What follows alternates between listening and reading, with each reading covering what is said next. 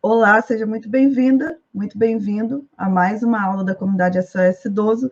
Estamos na 13ª e última aula da jornada O Segredo da Longevidade e hoje nós vamos falar sobre os relacionamentos, os lugares onde moramos e a relação de tudo isso com a longevidade. A gente não são todas as pessoas que estudam sobre envelhecimento, né? Principalmente sobre os fatores que influenciam no envelhecimento, mas a gente escuta falar, né? Ah, alimentação saudável, sono, exercício, as pessoas não se aprofundam como vocês se aprofundaram aqui, mas escutam falar que tudo isso tem relação com longevidade. Agora, o local onde você mora e as relações, né, a gente não escuta falar, embora isso também faça parte dessa discussão que foi aí o Prêmio Nobel de Medicina. Então, hoje a gente vai entender por que os relacionamentos, né, por que o local onde a gente mora influencia a nossa saúde. Eu lembro que algo que me chamou muita atenção quando eu fui trabalhar no local onde eu trabalho hoje é justamente o fato de que lá tem muitas pessoas longevas. Então, lá, os idosos, né, tem um número muito grande de idosos com 80 anos, com 90 anos, com 100 anos, e eu ficava pensando assim, bom, isso tem relação com o trabalho, né? A maioria foram trabalhadores rurais, se expunham ao sol, continuam trabalhando ali, plantando, né? O contato com a natureza e tudo, mas tinha algumas questões que eu não pensava, e que eu fui entender há mais ou menos aí 3 anos atrás, quando eu tive acesso a essa publicação, né? Que é justamente esse passo a passo que eu estou trabalhando com vocês aqui dentro da jornada O Segredo da Longevidade. Então, vocês vão entender por que o local onde vocês moram pode determinar, e essas relações, quantos anos vocês vão viver. Vocês vão ver a importância disso. Bom, o que nessa discussão, né, vai ser falado, vai ser comprovado por meio de vários estudos científicos em relação a essa questão que eu falei. São 3 coisas que são importantes, né, dentro desses temas que eu citei, para a gente manter a nossa longevidade, né? O primeiro é a questão do local onde você mora, relacionada à questão de violência, de falta de segurança, de desorganização desse local. O segundo, o nível de coesão social. E o terceiro, os relacionamentos que você contrai. Dentro dessa discussão de relacionamentos está também a questão das discriminações, inclusive a discriminação etária também, né?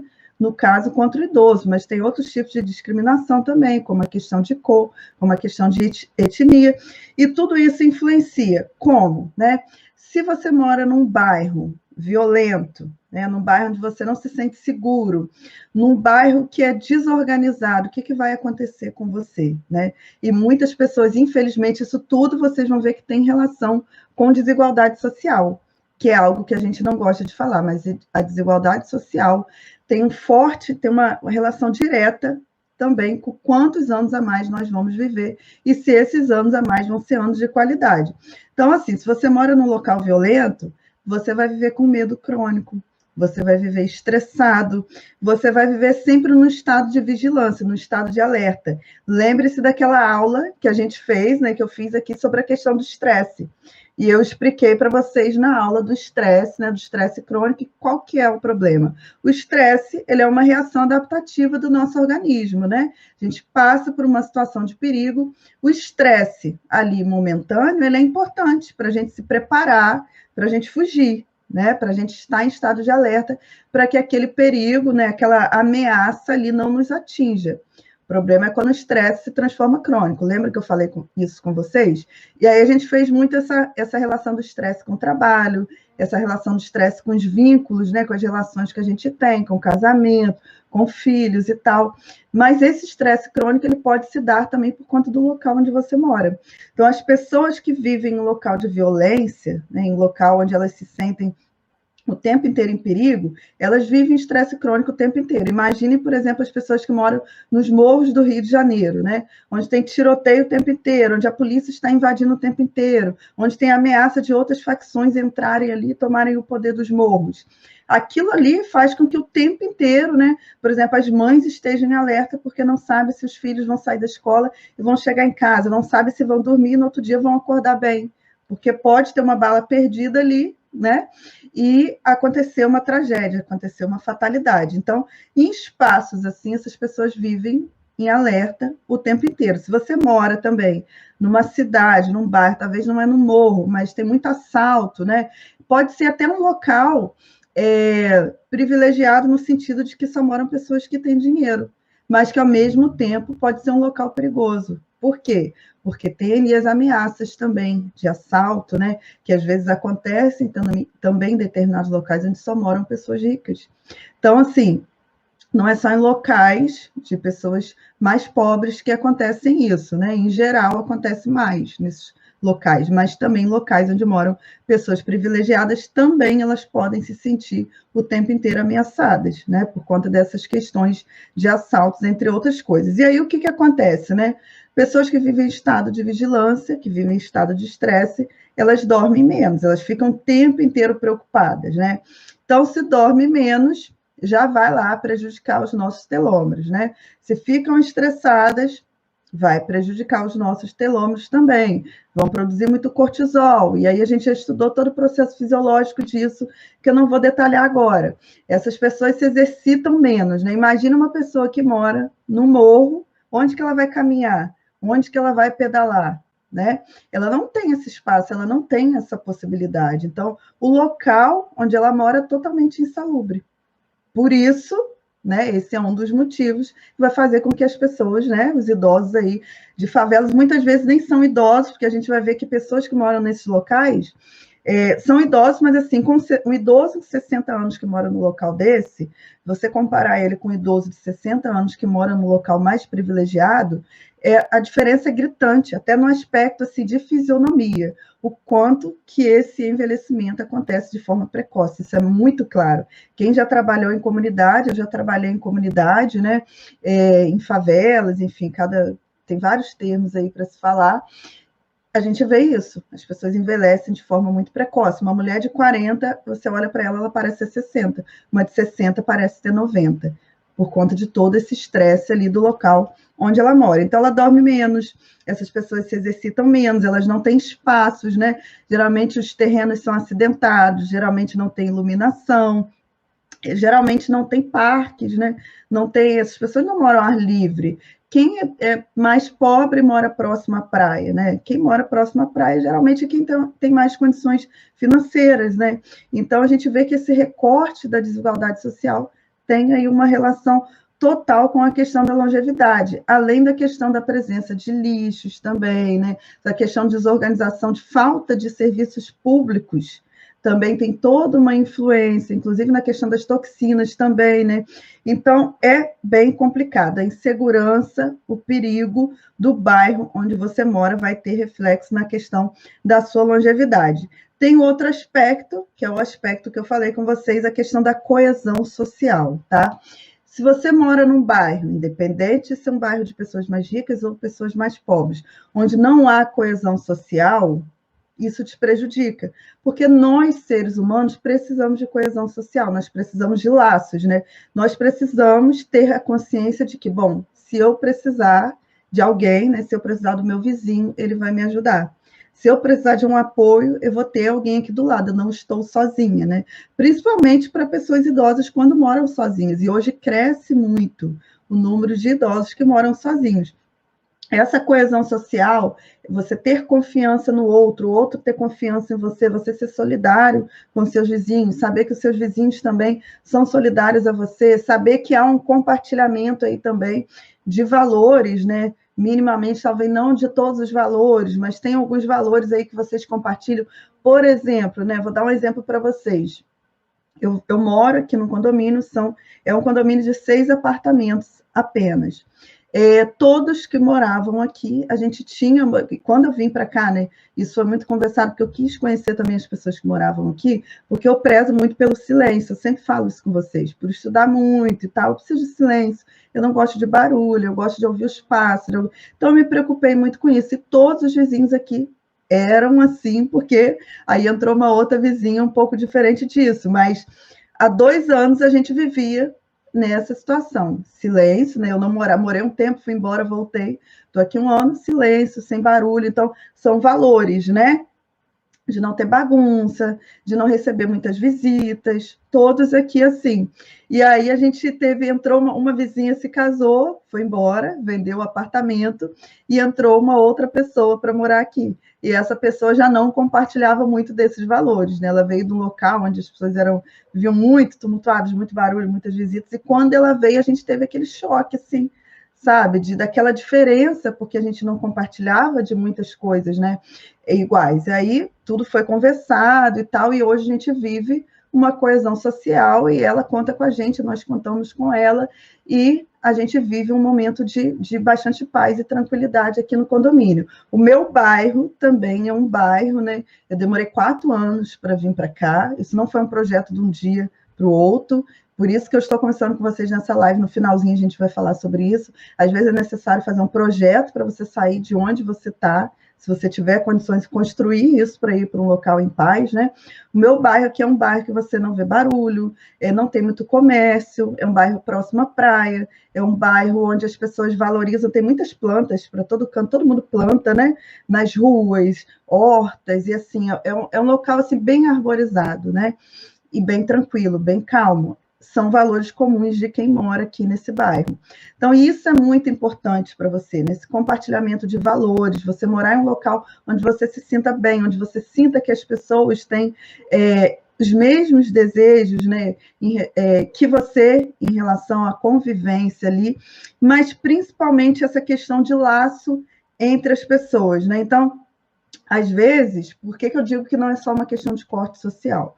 Às vezes você mora num condomínio de pessoas muito ricas, de pessoas que têm muito dinheiro, mas nem se conhecem. Uma não conhece a outra, tá? As pessoas não sabem, por exemplo, moram num condomínio enorme e eu não sei quem é o vizinho, eu não posso contar com o vizinho, porque simplesmente eu não sei quem ele é.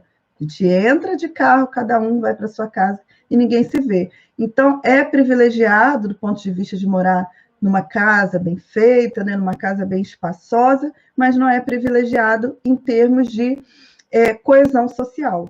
Então, assim, você conhecer os seus vizinhos, você ter laços com os seus vizinhos, você compartilhar, você ajudar, você ser ajudado, isso contribui muito, né? Hoje a gente sabe, por exemplo, né, que se você mora em locais onde não há coesão social, as suas chances de sofrer com tristeza, depressão e com morte precoce são muito maiores, principalmente para idoso, tá?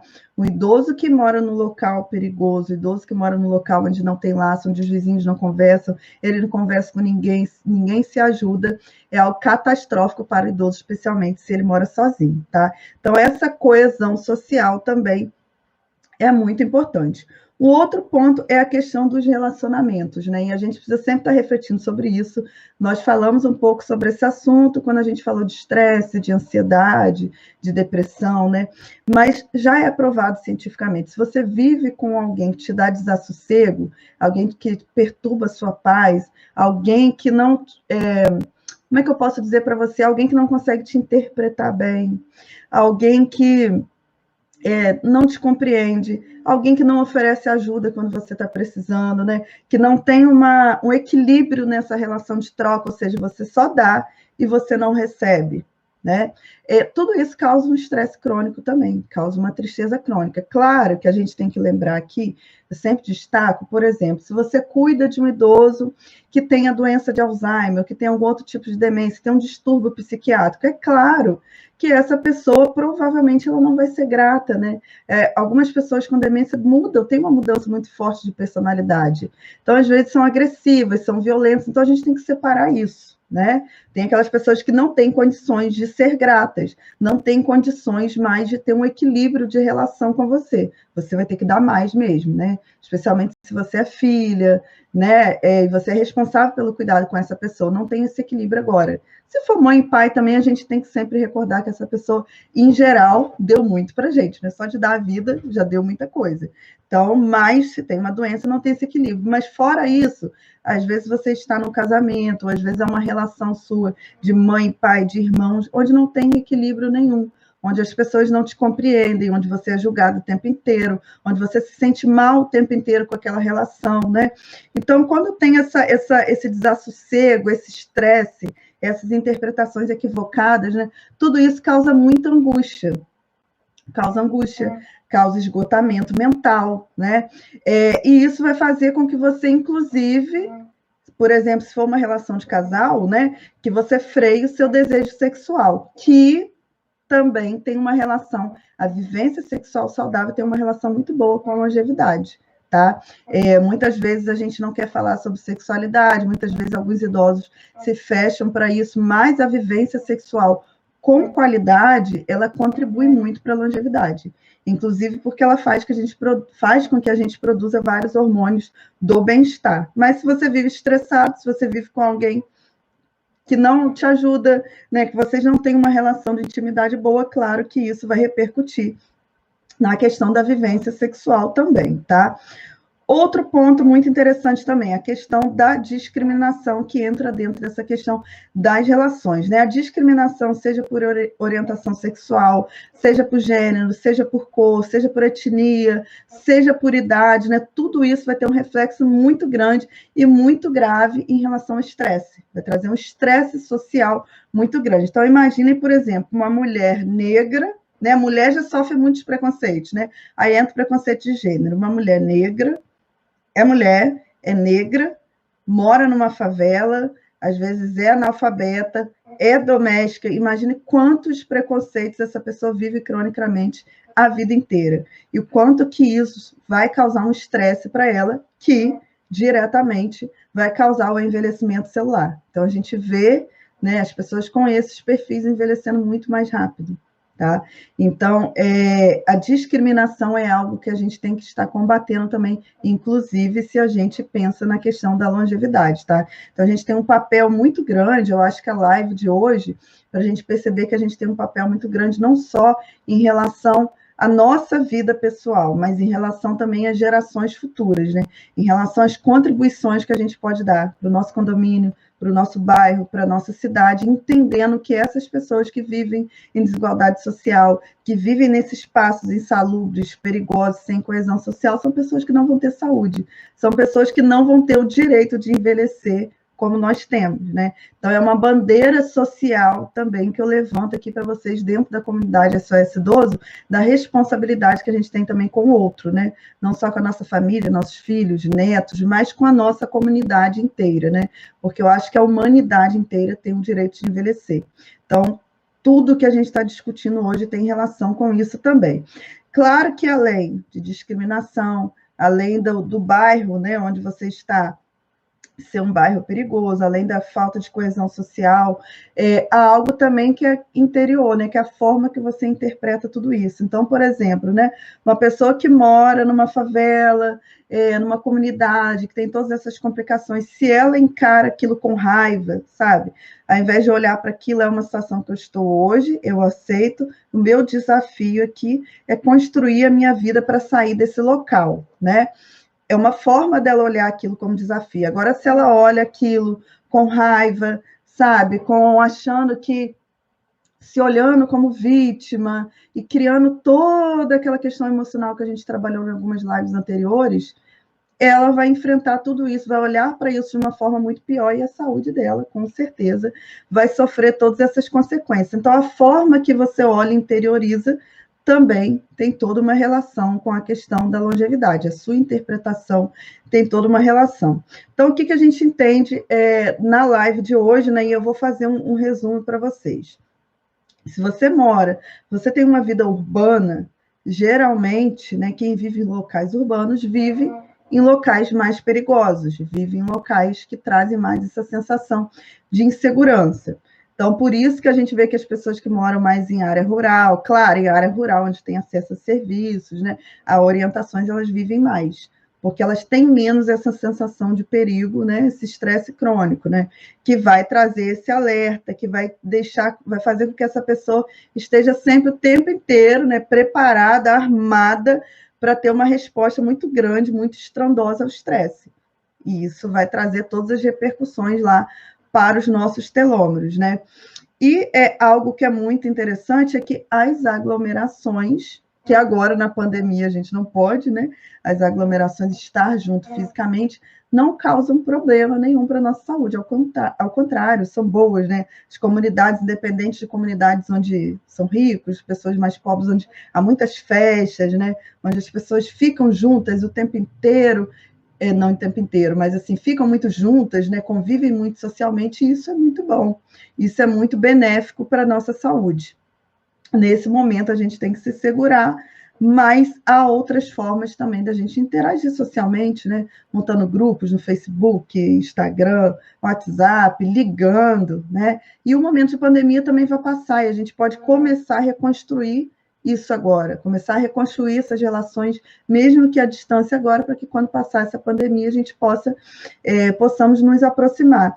Então, resumindo, assim, se você mora em locais seguros, né, em locais mais organizados, em locais onde há todo um suporte público, seja em questão urbana, seja em questão de saúde, né, onde você se sente realmente mais acolhido, onde você tem contato com a natureza, as pesquisas mostram muito fortemente o quanto que o contato com a natureza diminui estresse, diminui ansiedade, diminui depressão, né? Muitas vezes ajuda a tratar o fato de você todo dia poder caminhar numa praia, todo dia poder caminhar num parque, né? Todo dia poder ter acesso à natureza, a animais, a flor, a planta, quanto que isso contribui para a saúde. Então, se você mora num local assim, você vai contemplar mais a beleza, vai contemplar mais o silêncio, né? Seu nível de cortisol diminui. Então, a gente tendo a possibilidade de viver nesses locais, isso contribui muito para a nossa saúde. Em relação à coesão social também, nós temos a necessidade de coesão social. Então, se nós vivemos numa comunidade onde as pessoas contribuem umas com as outras, né? Onde eu sei quem é você, você sabe quem eu sou, eu confio que eu posso contar com seu apoio, você confia em mim, eu te aconselho, você me aconselha, a gente vive sempre, tem estruturas de grupo dentro da comunidade, isso também vai trazer uma contribuição. E em relação à questão dos relacionamentos, se é um relacionamento disfuncional, entre aspas, né? Não é uma palavra que a gente utiliza muito, mas disfuncional no sentido de que não há um equilíbrio de troca, isso vai trazer problemas para você. Agora, os estudos científicos também comprovam, se o seu casamento é de qualidade, você se torna uma pessoa mais resiliente, uma pessoa que tem mais capacidade de superar os problemas, os desafios da vida, e você diminui drasticamente as suas chances de morte prematura. Então, hoje a gente sabe que pessoas que têm um casamento de qualidade, elas vivem muito mais, tá? Claro que não entra e não é qualquer casamento. Ah, a pessoa com qualquer casamento vive mais, não. Mas pessoas que mostram satisfação com o casamento e que têm casamentos duradouros, elas vivem muito mais do que as pessoas solteiras. Isso é ciência, tá? Embora eu também seja solteira e não pense em me casar nos próximos anos, é o que a ciência diz sobre o assunto, né? Então, nós temos algumas tarefas, eu coloquei aqui algumas tarefas para a gente estar pensando em relação ao que foi falado na live de hoje. A primeira tarefa é a gente começar a repensar nossos relacionamentos, né? A gente tem que aprender a olhar para a gente, olhar para o outro. Se há um desequilíbrio, será que é da minha parte? Será que esse desequilíbrio é da parte do outro? Né? O que a gente pode fazer para rever essa relação? É um bate-papo, é uma conversa clara, eu me colocar o que eu estou sentindo, o que eu sinto falta, né? O que pode ser feito para melhorar esses relacionamentos que eu tenho? Ou será que eu vou ter que me afastar? Por exemplo, né, uma distância amorosa que a gente diz que é você se afastar, não com raiva da pessoa, mas criar uma distância física para evitar atritos. Será que vai ser necessário isso? Ou tem como mudar, né? E aí, um segundo passo, uma segunda tarefa, a gente começar a investir mais naqueles relacionamentos que valem a pena, porque às vezes a gente só reclama também, sabe, gente? Eu vejo isso assim o tempo inteiro. A gente reclama, mas a gente não sabe ser grato, né? Às vezes a pessoa faz alguma coisa pela gente e a gente não faz, a gente não ajuda, a gente não agradece. Às vezes é um copo d'água que alguém pegou para a gente, às vezes você chega em casa, não sei, um filho varreu a casa para você, né? É tanta coisinha que às vezes as pessoas fazem para a gente e a gente não agradece. Eu tenho o hábito, assim, de muito tempo, sabe, eu sou muito grata, eu agradeço muito as pessoas, assim, pelas coisas, pelas mínimas coisas, né? E é por isso que tanto na universidade quanto no hospital, assim, as pessoas de quem limpa o hospital, até quem é o chefe do hospital, todo mundo tem uma empatia comigo. Isso cientificamente é comprovado, tá? quando você agradece, quando você é empático, quando você sorri para o outro, a pessoa, em geral, ela te dá isso em troca. Então, a gente ganha muito auxílio, inclusive essa ajuda mútua dos outros, não é só pedindo, não é só gritando, não é só exigindo, mas é sendo amoroso, sendo amorosa. Quando nós somos pessoas amorosas, os outros nos devolvem, né? E eu tenho muito essa experiência forte em todos os locais que eu trabalho, que geralmente sempre tem aquela coisa assim, fulano é ruim, fulano não faz nada para ninguém, e de repente fulano faz para mim. Aí às vezes até surge um bate-papo, uma fofoca ou outra, porque a Juliana, assim, porque a Juliana é bonita, porque a Juliana não sei, será que a Juliana está namorando fulano? Será que não sei o quê? Sempre tem essas coisas, né? Mas não, porque eu sou uma pessoa grata. Então, as pessoas, elas sempre devolvem isso, né? Elas sempre estão ali disponíveis, da mesma forma que eu também estou muito disponível para as pessoas. Peco muito nesse sentido, eu também peco. Às vezes estou estressada, às vezes estou trabalhando muito, às vezes não dou conta, às vezes passo por alguém despercebido, não falo. Acontece, mas a gente tem que começar a criar o hábito de agradecer, especialmente começando pela nossa família, tá? Não adianta você ser grato na internet, não adianta você ser grato com o vizinho, não adianta você ser grato no trabalho, se você não é grato com seu marido, com a sua esposa, com os seus filhos. Então, todo exercício começa dentro da nossa família. Esse é um ponto, tá? Então, invista, agradeça, abrace, toque. Quando a gente toca as pessoas, a gente faz com que tanto a gente produz, quanto as pessoas produzem ocitocina, que é o hormônio do amor, né? Vocês já ouviram falar no hormônio do amor? É a ocitocina. Então, o ser humano precisa desse toque, tá? Esse é um dos grandes problemas, inclusive, que o idoso enfrenta nesse momento. Não é só a questão da distância, de estar só fisicamente, mas às vezes vê e não pode abraçar. Isso faz muita falta, tá? Então, isso também é muito importante, esse toque, esse abraço, para a gente liberar esse hormônio do bem-estar. Também é importante, se você puder, se você mora num local com as características que eu falei,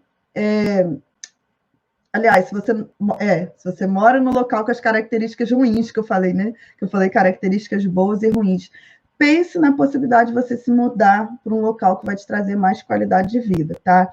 Como eu falei para vocês, eu demorei 4 anos para morar onde eu moro hoje. Hoje eu sou muito grata. 4 anos, assim, né? Do momento que eu conheci aqui, resolvi morar aqui. Porque antes de ter condições financeiras para morar aqui, é óbvio que foram anos, né? Mas, assim, eu demorei 4 anos para vir para cá. Do momento que eu conheci, que eu vi, não, aqui é um local tranquilo, aqui é um local onde eu vou me sentir segura, aqui é um local onde eu vou andar a pé, onde eu vou... E eu não vou, sabe, ficar nessa sensação de risco, de medo, de...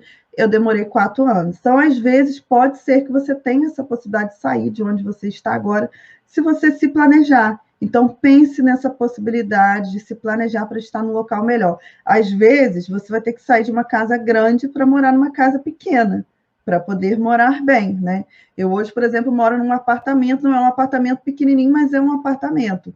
Se eu quisesse morar numa casa, eu teria que fazer um investimento maior para morar num local maior, mas que eu teria que botar câmera, isso, aquilo, vários equipamentos de segurança. Sou eu e minha filha só. Então, hoje eu moro próximo à praia, num apartamento mediano, onde eu me sinto muito bem. Saí de uma casa que era uma casa muito grande para morar aqui. Então, assim, às vezes a gente tem que viver num local menor para a gente viver com mais qualidade. Então, pensem nessa possibilidade também, tá bom? Fica aí essa reflexão. Uma outra questão, eu falei com vocês a questão da natureza. Então, nesse momento eu moro num local onde não tem muita planta, não tem acesso à praia, rio, lagoa, nada. Enche a sua casa de plantas, mas não é planta de plástico, tá, gente? É planta mesmo.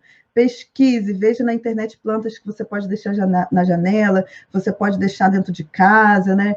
E pesquise, deixe a sua casa com o máximo possível para que você tenha o máximo possível de acesso à natureza, mesmo que seja com algumas flores, com algumas plantas, né? Você não tem acesso à árvore, à praia, mas o que você tiver de natureza na sua casa já vai te ajudar, já vai te fazer respirar melhor e vai te trazer também, consequentemente, aí, mais calma, mais tranquilidade, diminuir seu estresse. Quinta questão também, apoie áreas verdes, né? Nesse momento de pandemia, inclusive, é uma coisa que você pode fazer se você não tem nada para fazer, né?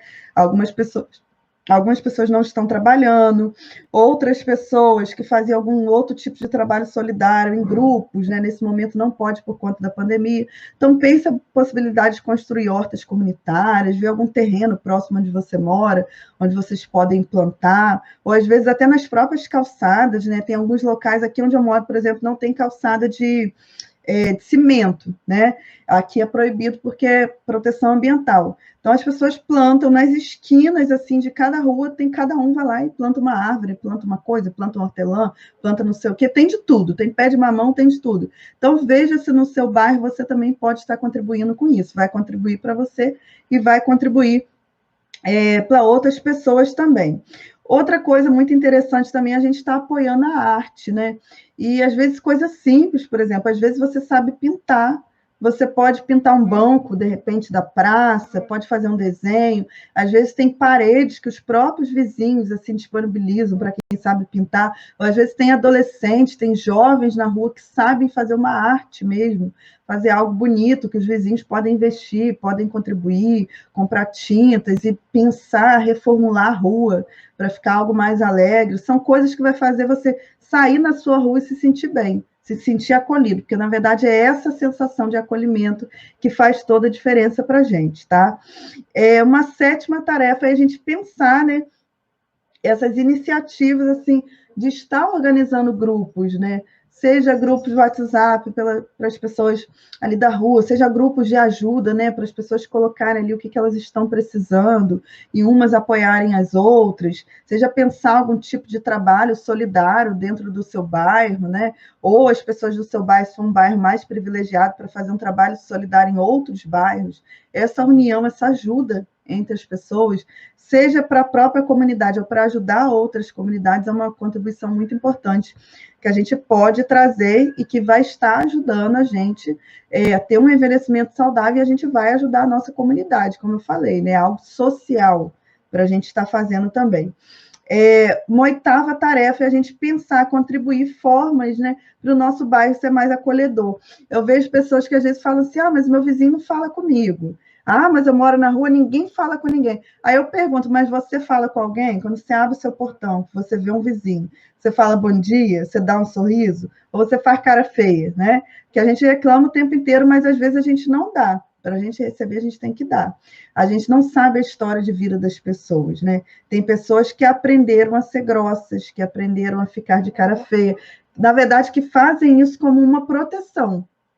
E a gente pode fazer o quê? Dar amor, dar carinho.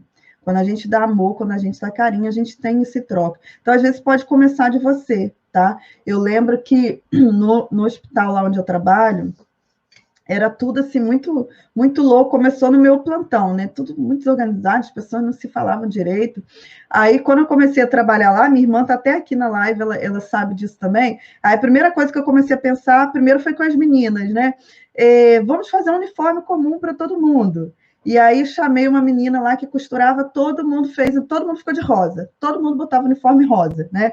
A equipe inteira, assim, da limpeza até médico, todo mundo com a roupinha rosa. Aí os meninos entraram no meio também, então, a técnica de enfermagem, enfermeiro, médico, todo mundo colocava. Aquela identificação de plantão já criou uma coesão, uma coisa de grupo. Então a gente já se defendia, né? Se acontecia uma coisa, alguém fraquejou, teve algum problema, a gente estava ali junto enquanto equipe o tempo inteiro para um proteger o outro, né? Inclusive sempre tem fofoca de um plantão para outro, e aquilo criou uma coesão que todo mundo se ajudava, todo mundo se protegia, todo mundo queria contribuir. Aquilo ali também foi levando a gente tomar sempre decisões juntas, né? A equipe inteira tomando decisões juntas, a equipe inteira se ajudando. Então, às vezes são coisas pequenas, né, que a gente faz e da gente estar incluindo outras pessoas, né? Incluir o guarda, incluir o profissional da limpeza, tá sempre sorrindo e bom dia, quer ajuda. Aquilo ali você começa mudando aquele espaço pequeno e aquilo vai crescendo, sabe? Aquilo vai se tornando uma coisa que o amor vai influenciando outras pessoas, né? Então, a gente tem que começar a fazer o nosso papel. Você pode começar a fazer o seu papel na sua família primeiro, sempre falo isso, e depois no seu bairro, sendo uma pessoa mais aberta, né? Ajudando a organizar coisas no seu bairro, festa junina. Claro, Juliana, agora estamos na pandemia. Tá, pós-pandemia, né? pós-pandemia, a gente pode estar pensando em organizar festas, né? Festa de final de ano, festa de Natal, tudo isso é muito bom. E a humanidade ela está se perdendo nisso, né? Nós estamos ficando pessoas mais individualistas. Isso é muito ruim. A gente fica só em computador, só em rede social. A gente não tem vivência social, a gente não tem contato, e a gente precisa. A gente precisa abraçar, a gente precisa olhar nos olhos, né? Nós não somos seres só tecnológicos, né? Nós somos seres sociais. A gente precisa do social. Então, você pode ajudar a formar grupos, formar bibliotecas, formar grupos para ajudar os idosos do seu bairro, de repente, né? Incentivar os adolescentes, os jovens. Olha, aqui no bairro tem tantos idosos, precisam disso, disso. Vamos nos organizar, vamos ajudar. Pode partir de você, né? Porque você está tendo essa informação hoje. E, por último, a questão do nosso sorriso, né? Sorria mais. Algo que causa, que traz muita coesão social é o nosso sorriso. Nosso sorriso tem um poder muito grande, um poder de convencimento, um poder de empatia, um poder de conectar, um poder de deixar o outro mais disposto, né? Então, aprenda a sorrir. Tem gente que só fica de cara feia o tempo inteiro. Tem gente que parece estar zangado o tempo inteiro. Então, a gente tem que quebrar, sabe? Quebrar esse gelo e aprender a sorrir mais. Quando a gente sorri mais, a gente melhora a nossa família, melhora o nosso bairro, melhora o local onde a gente trabalha, né? E a gente traz essa sensação de coesão social para todo mundo, tanto para a gente, tanto para o outro, tá? Então, são essas questões que eu tinha para trazer para vocês na live de hoje. Agora eu vou ler os comentários aqui de todos, tá bom?